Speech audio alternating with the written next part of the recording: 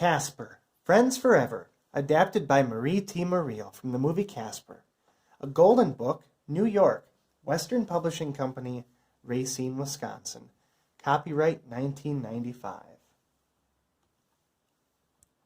Dr. Harvey, a ghost hunter, and his 12-year-old daughter, Kat, were traveling across the country from New Mexico to Maine. Dr. Harvey had been hired to chase away ghosts from Whipstaff Mansion, and he was excited about the job. But Kat was upset because they were moving for the 9th time in 2 years, and she had to leave all of her friends behind. "Don't worry, Kat," said Dr. Harvey. "I promise this will be the last time we move, and I'm sure you'll make new friends." Finally, Dr. Harvey and Kat arrived in Maine. They drove up the long and winding road to the haunted mansion. "It's not so bad," said Dr. Harvey when he saw the spooky old place. "I guess not. Not if you're the star of a horror movie," answered Kat. Whipstaff Mansion was huge. Kat ran upstairs to choose a bedroom. Many of the rooms were just too scary. Then she opened the door to a cheery little bedroom. It was perfect. But Kat didn't know the room was already occupied by Casper, the friendly ghost. That night, as Kat got ready for bed, Casper tried to introduce himself without scaring her. He just wanted to be her friend. To get closer to Kat, Casper changed into a pillow. But before Kat lay her head down on the pillow, she started fluffing it up. "Ow!" Casper squeaked. Startled, Kat turned around to see Casper floating in the air. "A ghost!" she screamed. Casper was so scared he hid in the closet. As Dr. Harvey rushed into the bedroom, Kat pointed to the closet door. Bravely, Dr. Harvey opened it. "Pleased to meet you, sir. My name is Casper," said the ghost as he reached out to shake Dr. Harvey's hand. In the morning, Casper surprised Dr. Harvey and Kat. He had prepared a wonderful breakfast for them. "Orange juice?" he asked. "Thanks," Kat said, taking the floating glass. You know, in the daylight, this ghost didn't seem so scary. But suddenly, the entire mansion began to rumble. 3 ghosts swooped into the kitchen and began to gobble up all the food. "These are my uncles, Stretch, Fatso, and Stinky," said Casper. "They're also called the Ghostly Trio." He was embarrassed by his uncle's bad behavior. Soon it was time for Kat to leave for school. "Make friends, sweetie," Dr. Harvey told Kat, and he kissed her goodbye. Kat was nervous about being the new kid in class once again. As she walked along slowly, she saw a cute boy and girl riding their bikes. The boy turned and smiled at Kat. "You know, maybe this town won't be so bad after all," she thought. But what Kat didn't know was the mean look that the girl gave her. This girl didn't like it when the boy smiled at Kat. She was jealous. "Hurry up, Vic, or we'll be late," the girl called as she pedaled faster. "Wait up, Amber," he said, trying to keep up with her. When Kat arrived at school, the teacher introduced her to the 7th grade class. Kat recognized Vic and Amber right away. "Kat just moved here from the old Whipstaff Mansion," said the teacher.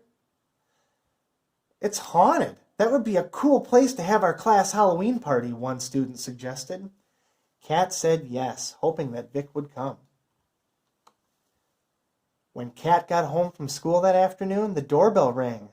It was Vic. He had come to ask Kat to be his date for the Halloween party, and Kat happily agreed. But Casper wasn't thrilled about Kat's new friendship with Vic. The little ghost wished that he could go to the party with Kat. Then, as Vic left Whipstaff, he found Amber waiting outside the front gates. The date was a trick that Amber had cooked up because she was so jealous of Kat. Her plan was to embarrass Kat the night of the party. "She actually bought it?" Amber asked Vic. Then she added meanly, "Happy Halloween, Kat Harvey." Meanwhile, Casper tried to convince Kat to let him take her to the party.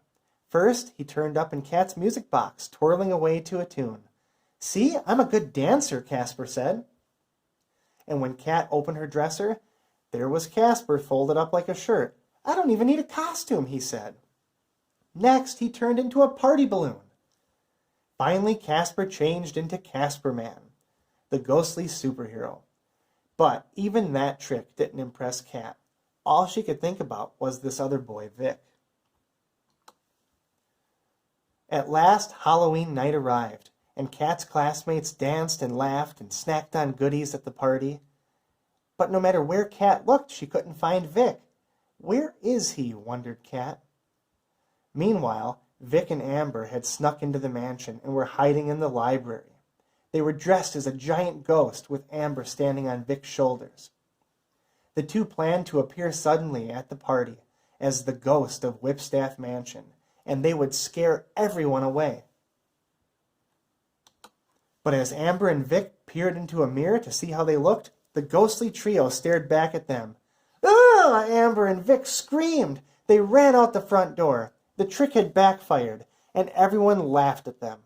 Except Kat. She didn't have a best friend to share the joke with. Upstairs, Casper heard the laughter echoing from the party. "I wish I were a real boy," he whispered. Suddenly, Casper was not alone. A beautiful angel appeared and said, "I will grant your wish, but only until 10 o'clock tonight. Then you will have to become a ghost again." The angel transformed Casper into a real boy, and he was dressed in a pirate costume.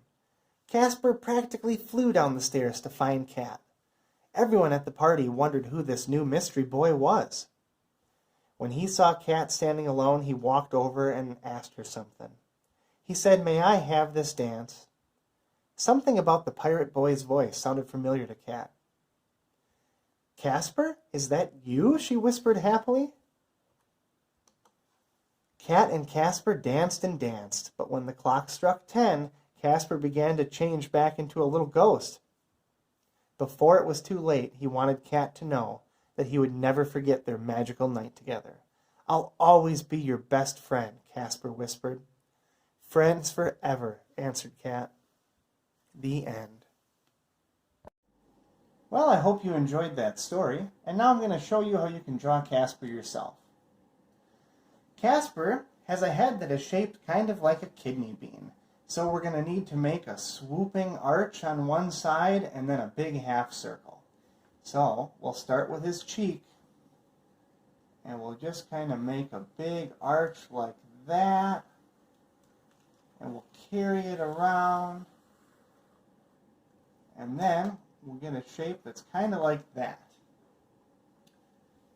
The next thing we're going to do is we're going to give him a big old smile, because remember, he's a friendly ghost, and he's always cheerful.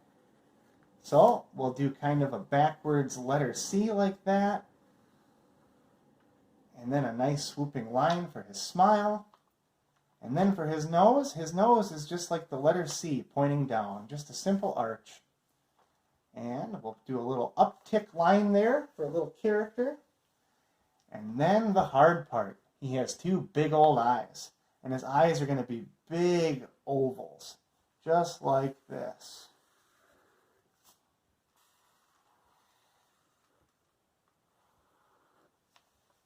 And then we have to give him some eyeballs. So another arch inside, and then we got to color in some pupils.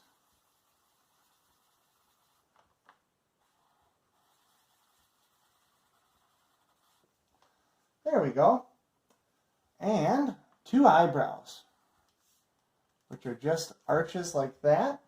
And then if you want, you can give him some hands or a ghostly tail. You can even give him a little belly button if you want. But that's Casper, and he's always a cheerful, friendly ghost.